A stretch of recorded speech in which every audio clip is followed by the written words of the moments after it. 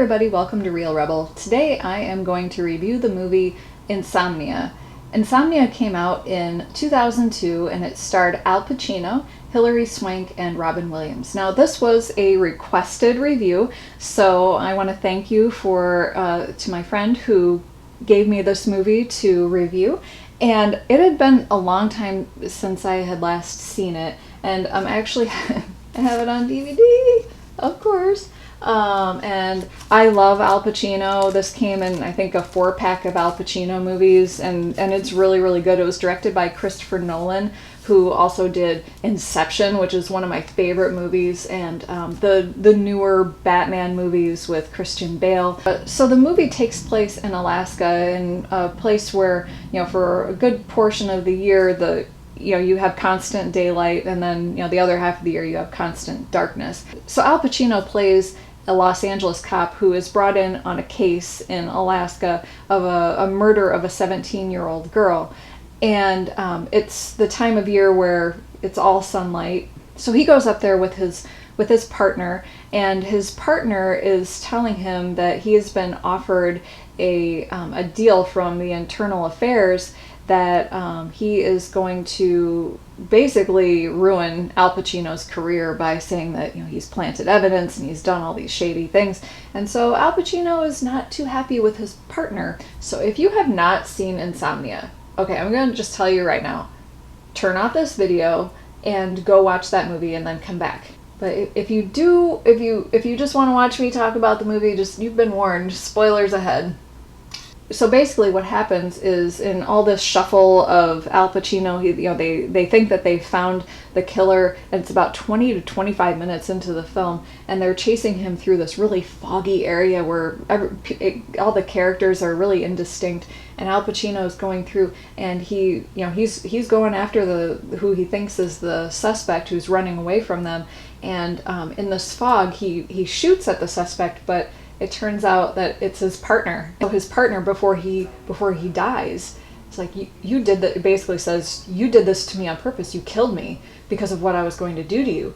And Al Pacino is he's horrified. He's horrified. Now, my opinion is, being the viewer of this scene, is that it was an accident. Al Pacino did not intend on killing his partner. But what happens is that this guilt and this confusion sets in on Al Pacino's conscience, and because it's so bright outside, it's really, really difficult for Al Pacino to go to sleep at night just based on that alone. He's trying to tape these awful curtains that you can see through. Dude, get some blackout curtains. I mean, I know it's Alaska, but there's got to be something that you could put, a bath towel. There's got to be something that you could stick up there with a nail and just, so you don't see that sun at night. You gotta get some sleep, dude. Have you ever had insomnia? It's awful. I've had it a couple of times in my life, and it's always when there's something that's really, really weighing in on my mind, and it's something that I really can't solve through my own thinking, but of course my thinking thinks that I can solve it. And that's the unfortunate cycle, is that I'm thinking through all these scenarios like, okay, how can I fix it? And I can't fix it. And so my mind stays awake. And then I'm looking at the clock. It's like, oh, it's 2:30. I'm never going to get to sleep. Oh my gosh, I have so much to do tomorrow. And then I'm worried about that. It's this awful thing. I don't recommend Insomnia to anybody. The movie, yes. Insomnia, the sleeping disorder, I do not.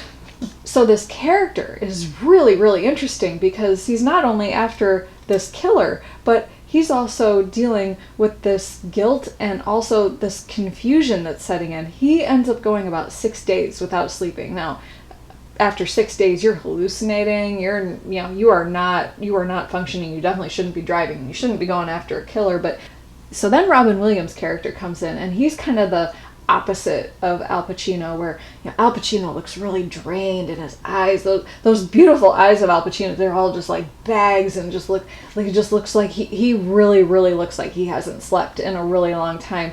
And Robin Williams looks, fresh-faced and, rested and everything. We know that Robin Williams is this killer. We know that Al Pacino shot his partner by accident. But he's also kind of a shady cop, too. So none of these characters are really, black and white, good or bad. But Robin Williams, after he had killed this girl, had also experienced insomnia But his insomnia had the opposite effect on him, where after he was done with his insomnia, he had convinced himself that he had killed this girl by complete accident. And by the end of Al Pacino's insomnia, he thinks that he killed his partner on purpose. And I think that that goes into the core of who these people really are. I think that Robin Williams, at his core, his character was a psychopath. He was, a killer. He enjoyed killing this girl.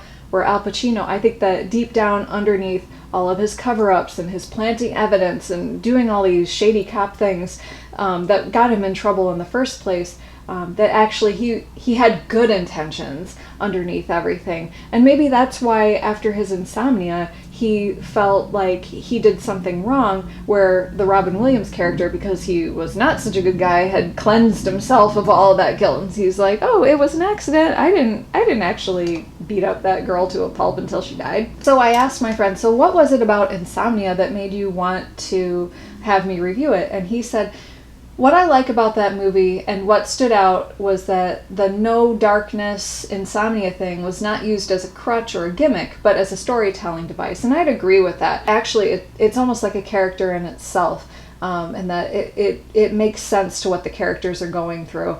And so I liked that too. He also said that the protagonist and the antagonist try to out-manipulate each other, and that made it interesting, and that's true.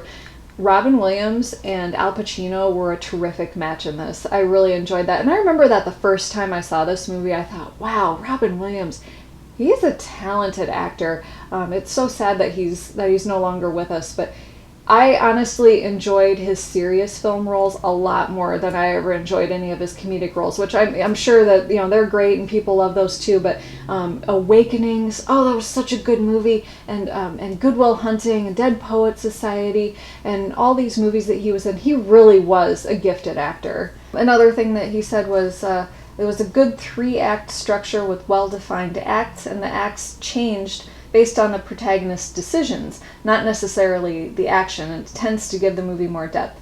And I agree with that when you have a character study like this, especially in a thriller, kind of a mystery type movie like this, and we're actually given the dilemma of, is our character actually a good person? And I think in the end, we kind of have to decide that. And that makes for a really interesting, captivating movie. I agree with that. Also, another standout performance in this was Hilary Swank. She's, starts off as this young, wide-eyed detective. She kind of goes down this rabbit hole following what's going on. She was great. I mean, I don't know whatever happened to her, but her acting was really, really good in this, and her character was written really well. And you kind of see like these other cops who, she's like the only female cop, of course, and how they dismiss her, but she's obviously the smartest one out of all of them, and she has the highest morals of any of them, of course. So I would definitely recommend this movie. I give it 4 cat paws. I think that it's excellent. Al Pacino and Robin Williams in particular, just fantastic performances. Al Pacino, like I said before, you look at him and you're like, dude hasn't slept in days, and being the method actor that he was, he probably really didn't sleep for days. He probably is like an insomniac in real life. And so if you haven't seen this movie, I don't think that this is one that gets talked about enough, but if you can find it, Insomnia, enjoy. Bye!